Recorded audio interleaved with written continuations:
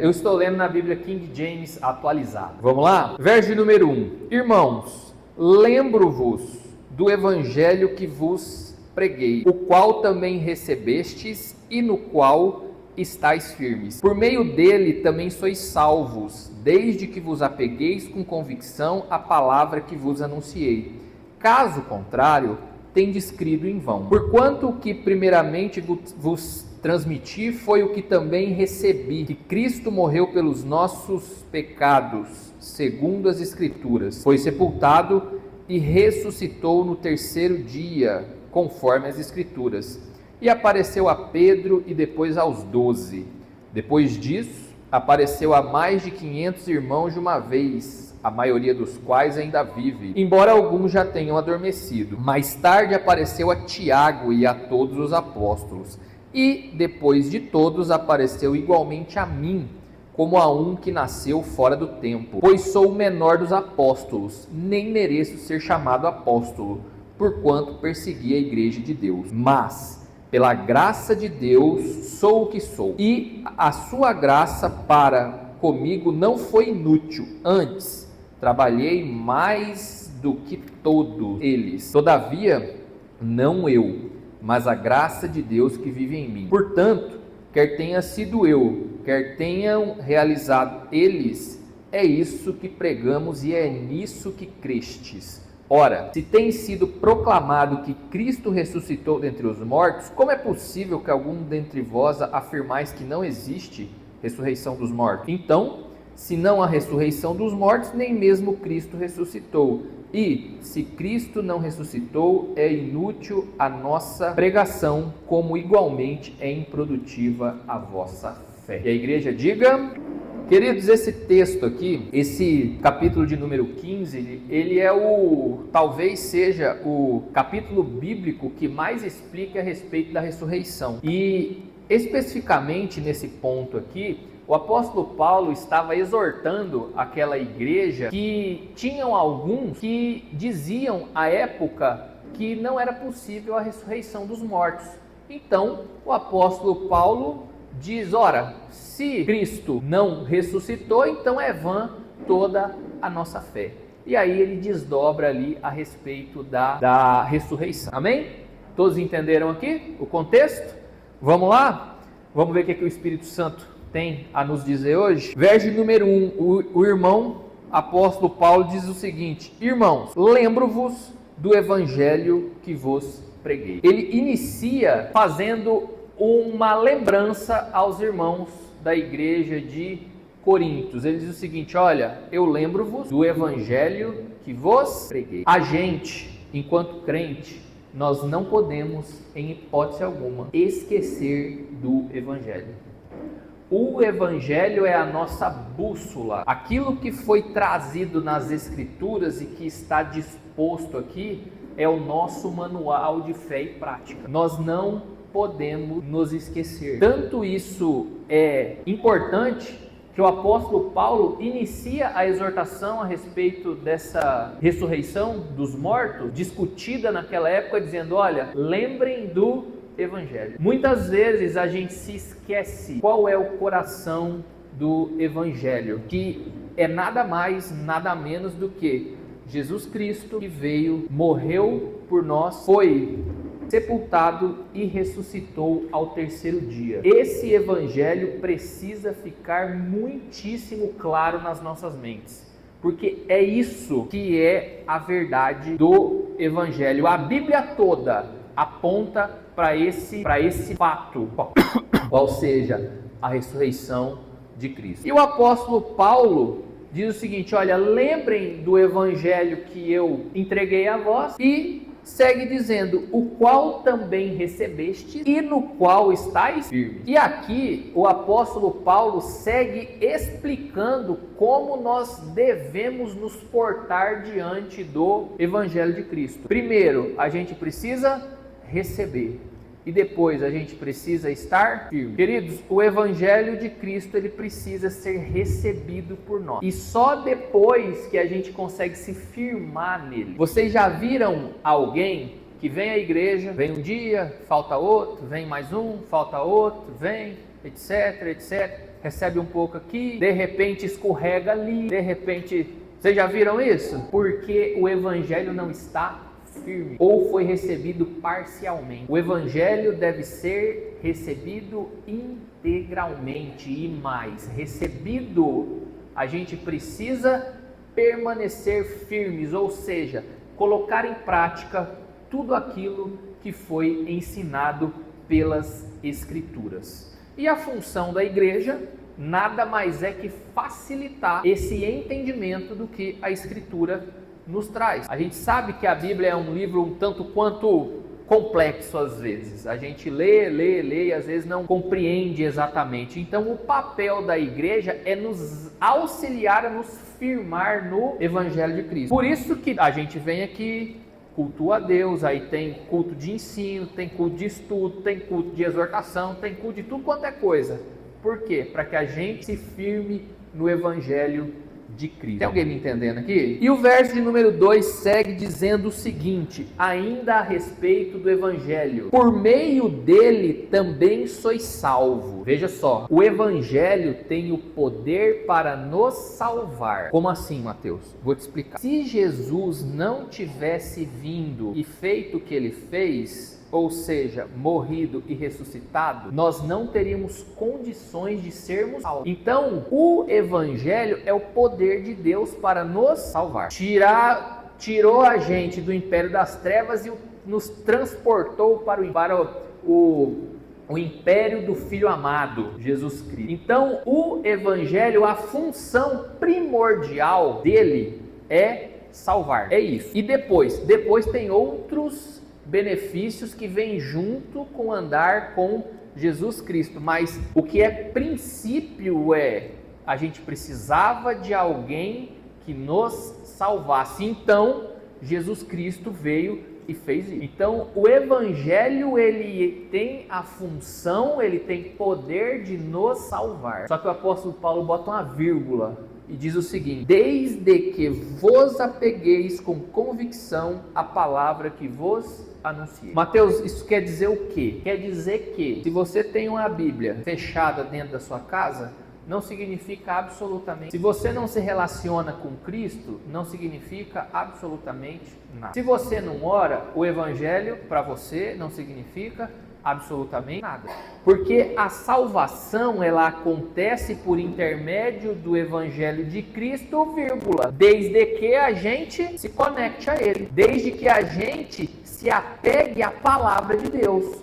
Porque se isso não acontece, nós temos o Evangelho que tem poder de salvar, só que a gente não adere ao projeto de Deus. E sem essa aderência também não tem salvação. Tem alguém me entendendo aqui? Perigoso isso, né? Perigoso a gente vir na igreja, entrar no templo, etc, mas não se apegar à palavra. O culto aqui não salva. O que salva é o Evangelho. E ele é expresso por intermédio das Escrituras. Então, se a gente não tem relacionamento com a Escritura, tem um negocinho errado. E aí Paulo segue dizendo assim, ainda no verso 2. Caso contrário, tendes crido em vão. Ou seja, se você não se apega à palavra da salvação, você tem crido em vão. Você tem empregado fé em um lugar que não vai acontecer nada. Só por intermédio do Evangelho de Cristo morto, ressurreto, que a gente tem acesso a Deus. E é aí que a gente deve empregar a nossa fé. Se não for assim,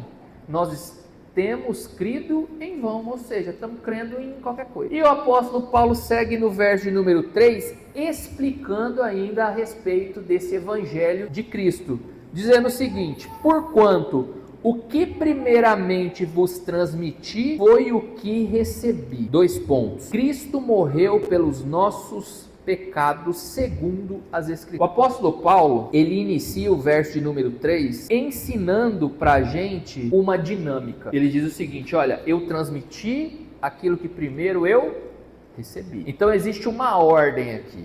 Primeiro a gente recebe o Evangelho e depois a gente transmite. Primeiro a gente recebe, depois a gente transmite. Porque se mudar a ordem, a gente vai transmitir algo que a gente não tem. E é impossível você entregar a alguém algo que você não tem. Então, primeiro, qual é a nossa Obrigação, receber. Recebi a Cristo, recebi o que está escrito aqui, entendi, recebi, agora sim, agora eu estou apto e vou transmitir. Tanto é que quando alguém é novo, convertido na fé, às vezes dão oportunidade, o irmão chega aqui e dificilmente ele prega, ele traz uma palavra teológica, etc, etc. O que ele faz? Ele conta o testemunho dele. Olha, aconteceu isso, Jesus me encontrou aqui, aconteceu assado, e eu senti de Deus isso, etc, etc. E todo mundo recebe aquilo que ele transmitiu, a experiência que ele teve com Cristo. Conforme você vai se aprofundando em Deus e nas Escrituras, então Deus vai permitindo que você transmita outras coisas que não apenas, entre aspas, um testemunho. Então isso é uma dinâmica. Primeiro a gente tem que receber e depois a gente entrega. Não queime etapa. Não queime etapa. Porque senão a gente entrega uma coisa errada, a pessoa ouve errado e aquilo que vem de errado ela faz errado. E aí depois para consertar é um problemão. Tem alguém me entendendo aqui? E aí o apóstolo Paulo ele explica o que ele recebeu e depois transmitiu. E foi a base da nossa fé. Ele diz o seguinte: que Cristo morreu pelos nossos pecados, segundo as Escrituras. Queridos, Jesus Cristo veio exatamente para isso, para morrer por nossos pecados. Essa foi a atribuição que Deus deu a ele. Ele falou, olha, parafraseando aqui, ó, se você não for e não morrer por aquela turma, você que não tem pecado nenhum, tá todo mundo no sal. Ninguém sobe, só desce. Então, o que Jesus fez? Primeira confissão de fé que nós temos: Jesus morreu por nossos pecados.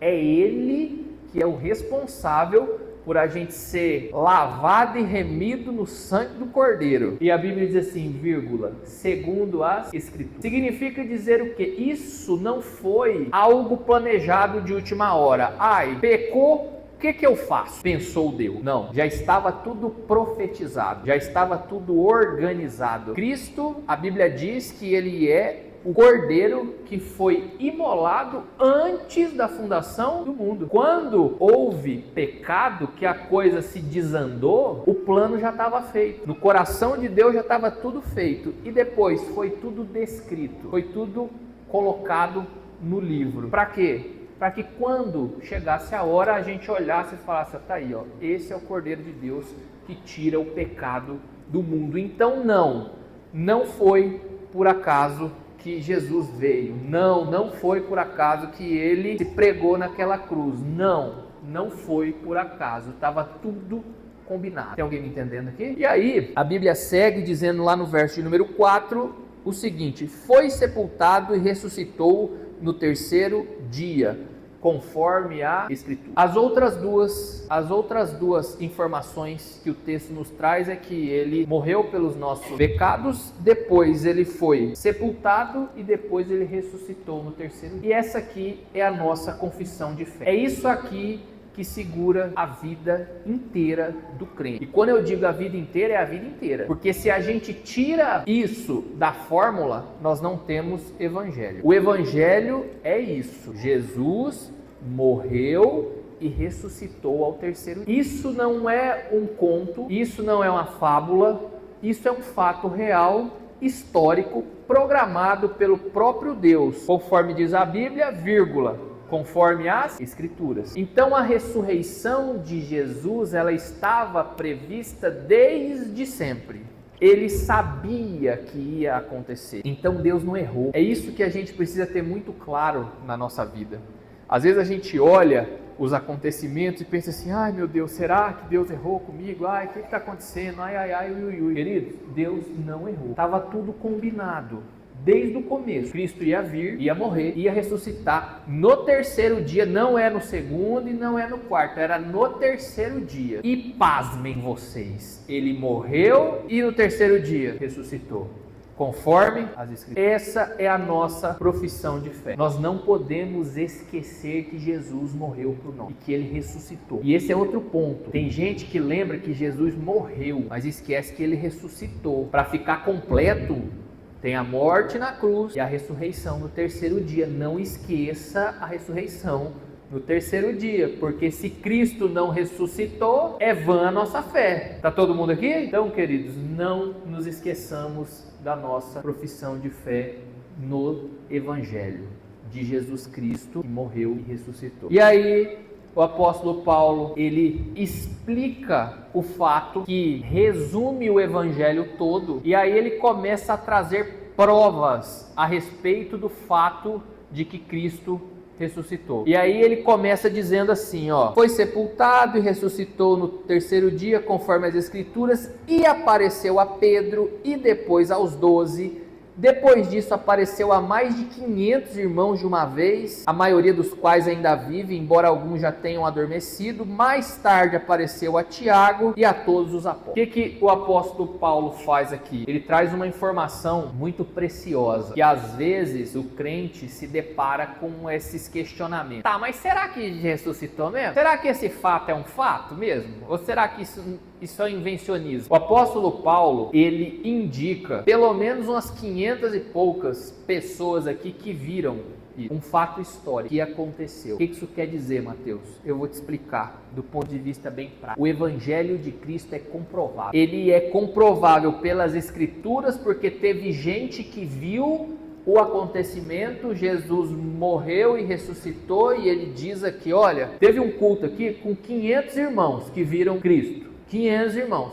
Uns ainda estão vivos, outros não, mas uns estão. Tá com dúvida? Pergunta lá. O apóstolo Paulo, ele pregou isso aqui e disse o seguinte, olha, o que eu estou dizendo aqui não é invencionismo. Teve gente que viu isso aqui pessoalmente. E não foi uma pessoa, não foi duas, não, foi um bocado de gente. E o Evangelho de Cristo continua sendo comprovável até hoje. Se te perguntarem por que você crê em Cristo, você tem um testemunho para. Eu creio em Cristo porque um dia aconteceu isso, aconteceu aquilo, assim, assado, e Deus disse, Jesus apareceu, e o Espírito Santo falou não sei o que, e aí o negócio que não ia acontecer, aconteceu.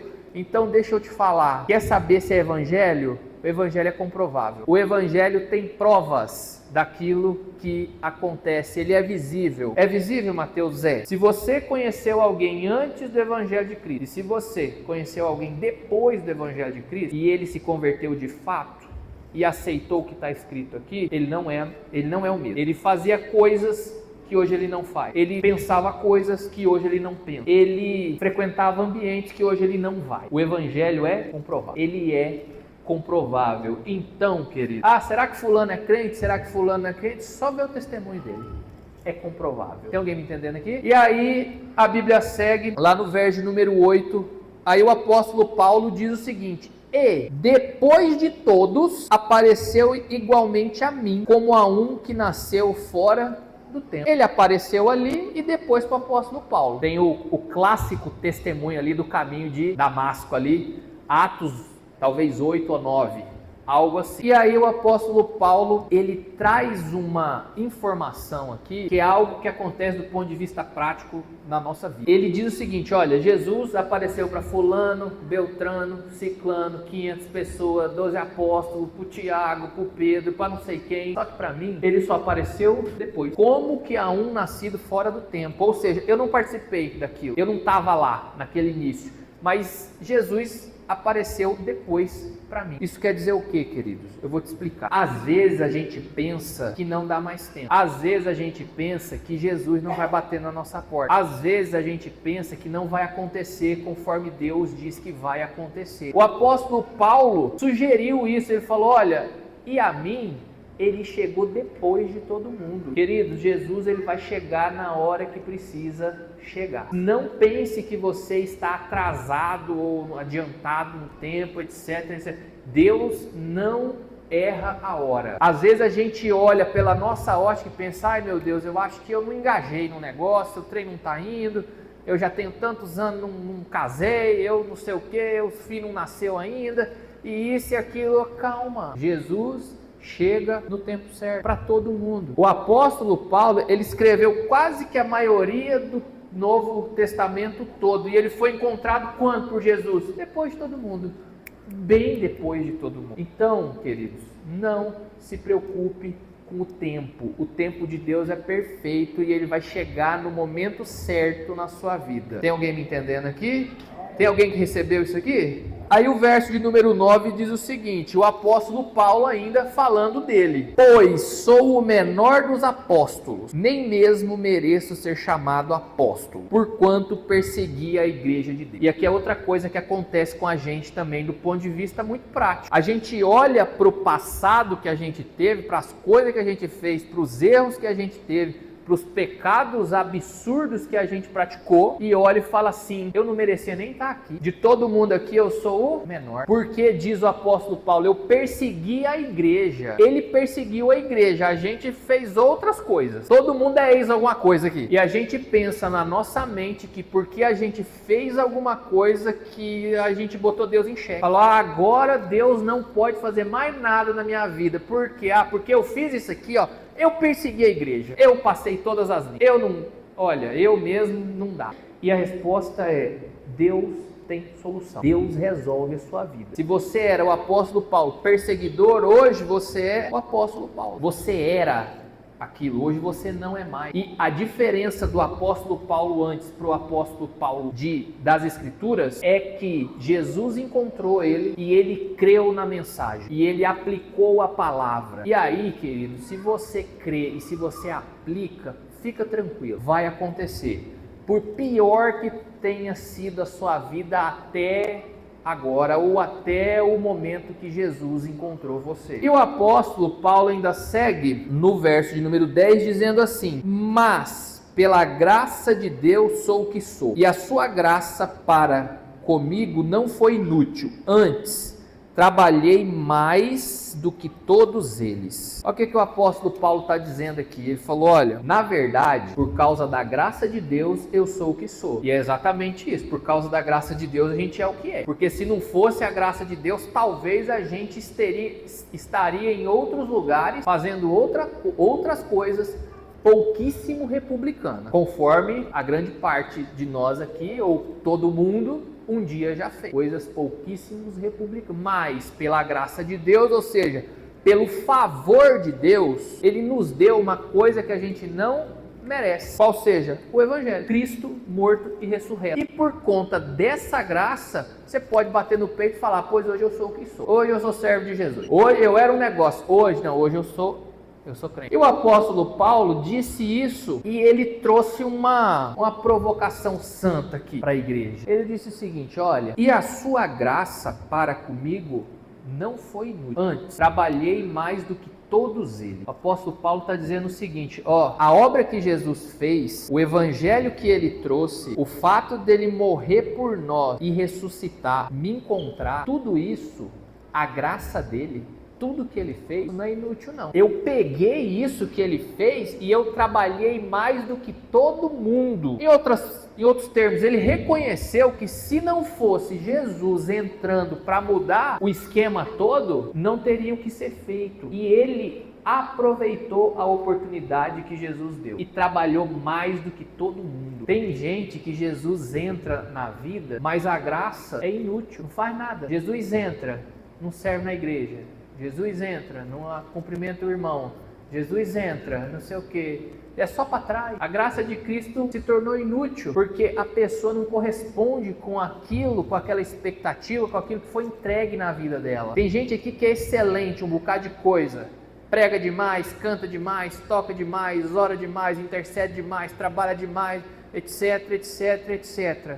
Só tem um problema, não aplica nada para a glória de Deus, não tira o pé do chão para nada para a glória de Deus. Aí, imagino eu, Jesus olhando e falou, morri à toa, morri e ressuscitei à toa. Esse menino aí, a gente chega adubo e o trem não vai. Tem alguém me entendendo aqui? Então, queridos, não torne a graça de Deus inútil na tua vida. Pegue aquilo que Jesus te entregou e faça alguma coisa com isso. Trabalhe mais do que todos os outros. Amém? E aí, o apóstolo Paulo segue dizendo, todavia não eu, mas a graça de Deus que vive em mim. Isso aqui é lindo, porque ele diz o seguinte, eu trabalhei mais do que todo mundo, mas aí ele encerra e fala assim, não, mas não fui eu, foi a graça de Deus que estava em mim. Significa dizer o que, querido? Se você engaja, a graça atua. Se você engajar no evangelho, a graça faz. Aí você trabalha mais do que todo mundo, só que você é só o instrumento. Quem faz? A graça.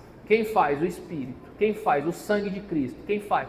E aí o negócio não fica cansativo, não fica chato, não fica custoso, porque não é você, mas a graça que opera por intermédio de você como instrumento. E aí fica tudo mais simples, fica absolutamente tudo mais simples. E aí o apóstolo Paulo arremata dizendo assim: portanto, quer tenha sido eu, quer tenham sido realizado eles, é isso que pregamos e é nisso que cremos. O apóstolo Paulo arremata o seguinte: olha, contei toda essa história aqui para vocês, para no final dizer, se fui eu ou se foram eles, o importante é que a palavra foi pregada. Queridos, se a palavra é de Deus, se é você que prega, se é você, se é ele ou se é ele, é a palavra de Deus. A palavra de Deus é a palavra de Deus, na boca do apóstolo Paulo e na nossa boca, crente. Então, se você tem a palavra de Deus, prega. Ah, Mateus, eu preciso botar um púlpito lá na igreja, lá no meio da rua? Não, mas você vai ter oportunidade. Você vai ter oportunidade. Hoje, por exemplo, eu tive uma consulta. Conversa vai com o médico, conversa vem, etc. O médico é crente. Aí eu falei assim: irmão, olha, tem uma palavra de Deus para você. O Senhor me disse para te dizer isso. Não sei se quer dizer alguma coisa, se não quer, se não quiser você vai me perdoando aí, vai desculpando qualquer coisa, mas eu senti de Deus que eu tinha que te entregar. Acabei de falar, o irmão falou assim: irmão Mateus, tem 3 meses que eu tô lutando com isso aí, e era a palavra que eu precisava ouvir, é de Deus. Então, queridos, não tinha culpa, não tinha nada, eu era o paciente, eu não era nem o doutor, e Deus me usou ali. Então, queridos, se você tem a palavra de Deus na boca, bota ela para fora, porque a palavra de Deus nunca volta vazia. A nossa obrigação é só profetizar, é só entregar da parte de Deus. E aí a gente chega no verso 12, e aqui o apóstolo Paulo talvez faça a declaração mais ousada de toda a Bíblia. Olha só: ora, se tem sido proclamado que Cristo ressuscitou dentre os mortos, como é possível que algum dentre vós afirmais que não existe ressurreição dos mortos? Então, se não há ressurreição dos mortos, nem mesmo Cristo ressuscitou. E aí ele encerra aqui dizendo assim, ó: e se Cristo não ressuscitou, é inútil a nossa pregação, como igualmente é improdutiva a vossa fé. Se os irmãos quiserem vir vindo do louvor, não sei se vai ter aí no final, mas se quiser vir, pode vir. O apóstolo Paulo, ele disse o seguinte: isso que eu estou dizendo, que Jesus morreu e ressuscitou, isso é real. Eu acredito tanto nisso que eu estou dizendo, porque é real, que se Jesus não ressuscitou, tudo isso que eu disse, tudo aquilo que eu criei, tudo aquilo que vocês creram, tudo isso não serve de absolutamente nada. O apóstolo Paulo disse o seguinte: olha, se eu estou mentindo e Cristo não ressuscitou, como todo mundo aqui viu, tudo isso aqui, ó, não vale de nada. Se a gente não acreditar que Jesus ressuscitou, tudo isso aqui, ó, não vale de nada. Se Jesus não for o centro do negócio, tudo isso aqui não vale de nada. A gente está vivendo uma mentira. Se a gente tira a morte e ressurreição do Filho de Deus da equação, tudo não vale de absolutamente nada. Então essa declaração do apóstolo Paulo é uma das mais ousadas de toda a Bíblia. Ele dá um checkmate, ele fala: olha, é o seguinte, morreu e ressuscitou. Porque se não fosse isso, nada do que foi dito, nada do que foi feito, toda a escritura que tem até agora, tudo que foi pregado, nós cremos em uma mentira. E aí ele diz assim, lá no verso 19, ele fala assim: se é somente para isso aqui que vocês acreditam em Cristo, vocês são os maiores, as pessoas mais dignas de dó. Para que eu seja fiel ao que o apóstolo Paulo diz, ele diz o seguinte aqui, ó: irmã, aconteceu o mesmo que aconteceu com você. Marquei a página e agora desmarcou. Verso 19: ora, se a nossa esperança em Cristo se restringe apenas a esta vida, somos os mais miseráveis de todos os seres humanos. O apóstolo Paulo, ele jogou o sarrafo lá em cima. Ele falou: ou isso aqui é tudo ou não é nada. Não existe mais ou menos. Ou Jesus morreu e ressuscitou e é tudo ou não. E é para esse lugar de entendimento que Jesus nos chama hoje. Ou ele é tudo ou não tem porquê. Ou ele é ou mais ou menos não serve. Então Jesus, ele quer que a gente tenha essa mesma ousadia do apóstolo Paulo. Se Jesus não ressuscitou, então tudo isso aqui é vão. A gente precisa ter essa clareza, essa firmeza de entendimento enquanto crente. Ei, fulano, e Jesus? Morreu e ressuscitou no terceiro dia. Foi assunto ao céu. Deixou a Bíblia aí para nós estudar e mandou o Espírito Santo para guiar a gente. Afora disso, querido, não tem evangelho. E a gente diz que é evangélico, né? Evangélico é quem segue o evangelho. Ah, eu sou evangélico, mas não sigo o evangelho. Então você é outro trem. Não usurpa as coisas de quem não... Eu sou evangélico, você segue o evangelho. Senão você só é um falador. E como diria o nosso irmão Neymar, falador passa mal. Então, queridos, tomem muito cuidado para que a gente não se perca na profissão de fé que a gente tem.